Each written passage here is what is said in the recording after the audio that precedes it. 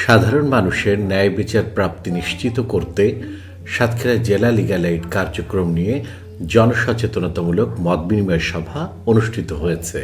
সাতক্ষীরার মুজাফফর গার্ডেন অডিটোরিয়ামে আইন ও সালিশ কেন্দ্র এবং জেলা লিগ্যাল এইড কার্যালয়ের যৌথ আয়োজনে সারা দিনব্যাপী এ সভা চলে। এতে সভাপতিত্ব করেন সিনিয়র জেলা ও দায়রা জজ মোহাম্মদ নজরুল ইসলাম। তিনি বলেন, সহিংসতা প্রতিরোধে আগাম সচেতনতা ও সমন্বিত উদ্যোগ জরুরি। সভায় senior chief judicial magistrate Mohammad Saidur Rahman সহ বিচার বিভাগ, প্রশাসন, পুলিশ ও সিভিল সোসাইটির প্রতিনিধিরা বক্তব্য দেন। বক্তারা লিগ্যাল এইড সম্পর্কে সাধারণ মানুষের জানাশোনা বাড়ানো, ভিকটিমের আইন সুরক্ষা নিশ্চিত করা এবং সরকারি বেসরকারি সমন্বয় জোরদারের উপর গুরুত্ব দেন।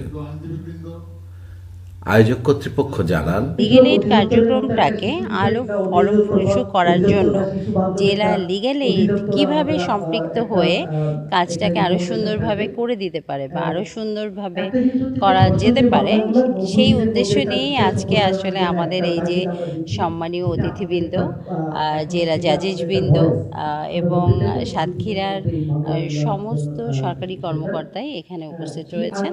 তো আমরা আশা করছি যে আইন ও সালিশ কেন্দ্রের এই উদ্যোগ এবং জেলা লিগ্যাল এইডের সাথে সম্পৃক্ত হয়ে যে কাজটা করতে চাচ্ছি সেটা সফল হবে।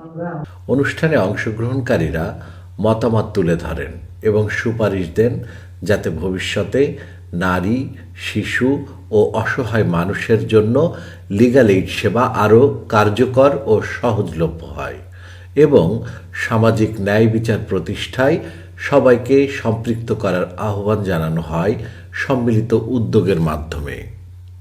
শরীফুল্লাহ কায়সার সুমন, দেশ টিভি, সাতক্ষীরা।